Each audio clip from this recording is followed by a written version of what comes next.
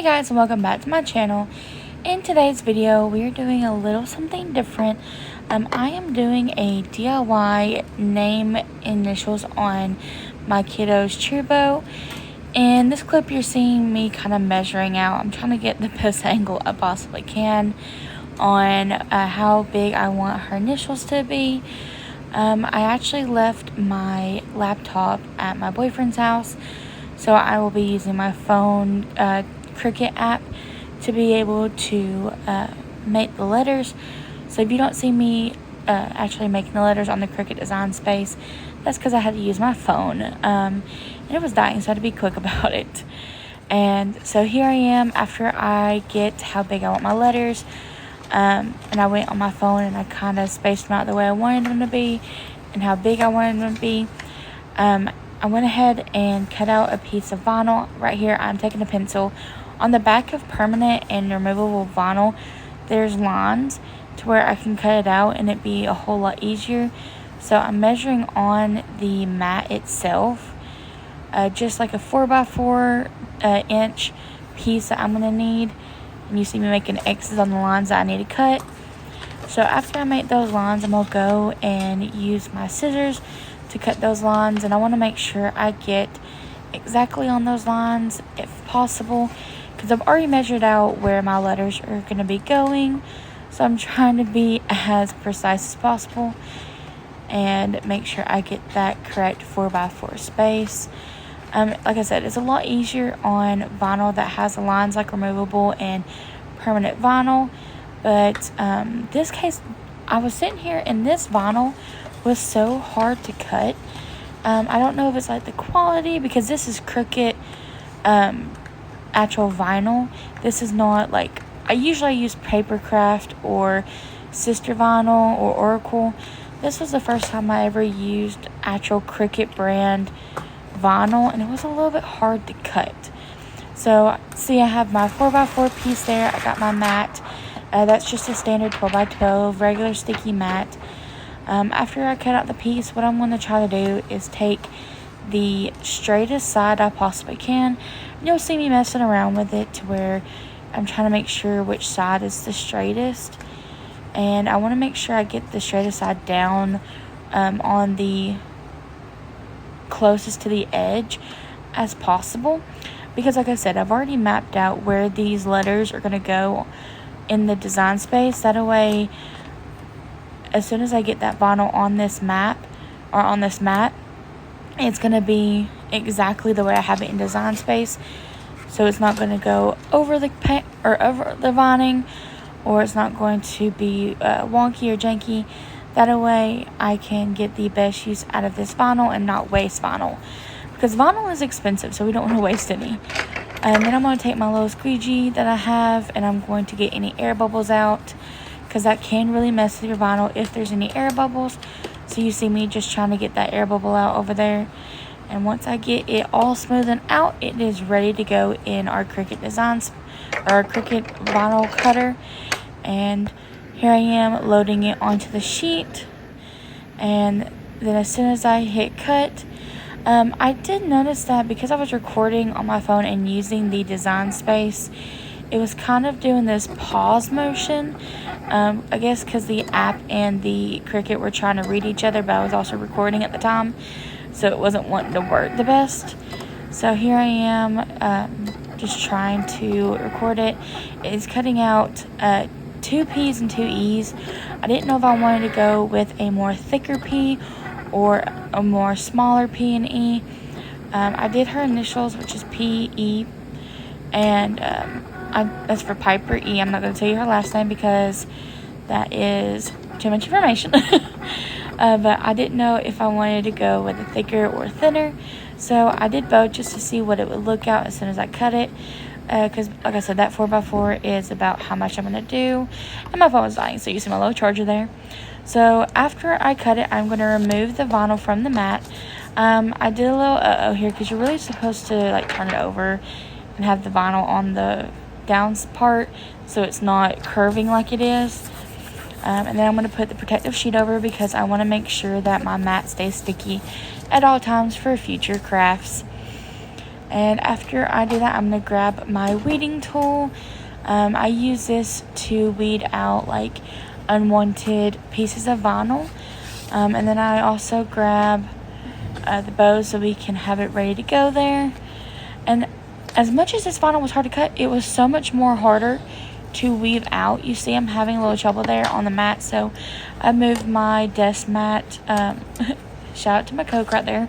I moved my desk mat so I'm on hardwood. It's more easy, but you see I'm still having some trouble. I don't know if that was the Cricut name brand problem or if it was just something else, but I usually don't have that much trouble weeding.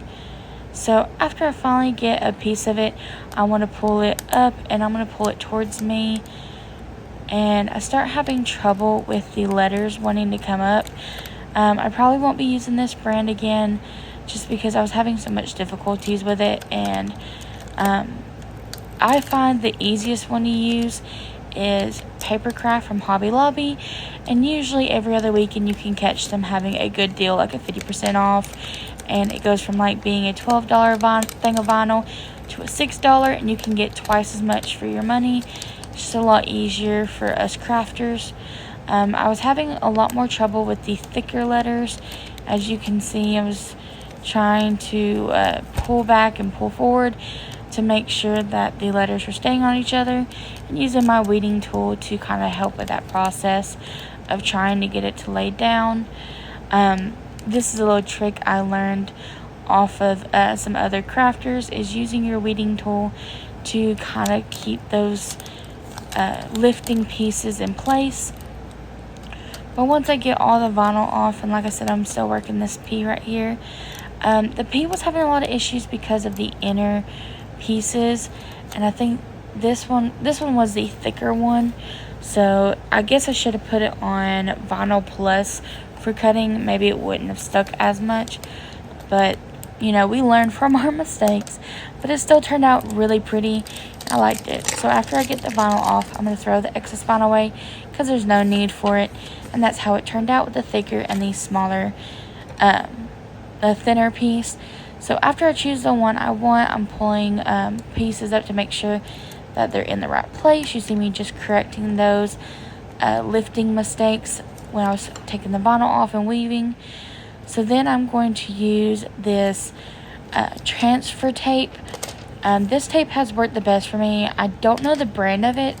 My mom actually found it at a discount store and got me a huge roll of it, and I've had it for like a year now. So what I like to do is, if I don't get it that way, I like to turn it over and squeegee the back of it so it lays on the transfer tape and is a lot easier, and then pull it from the back side, and it's so much more easier. And so I'm going to take our bow here, and I'm going to make sure I'm on the right side, and I'm going to line it up the way I want it before I fully press it down, just because I don't want to press it down, because once you press it down, you're not getting it back up, and if you do, it's going to be a big mess, and it'll actually rip the vinyl, and you'll have to start all over again. So I'm just making sure I get it where exactly I want it, press it down, and I just take my little squeegee, and like I said, we go back and forth motions, giving it some pressure. I did have a little bit of lift here, so you see me going back on my squeegee, and once I finally get it to stay on there, I'll pull the transfer tape away as slowly as possible so we don't have any air bubbles or lifting, and it came off beautifully that time. So now we're going to move on to the P. The P I didn't really have any troubles with. Like I said, I'm going to squeegee here, go ahead and turn it on the other side and squeegee there, and then I'm going to, once I'm done with that, I'm going to peel from the back side, which makes it a lot easier to get that letter on the transfer tape. We'll put these to the side, maybe use them on a later date for any other thing that she wants, maybe make her a bow with her initials on it.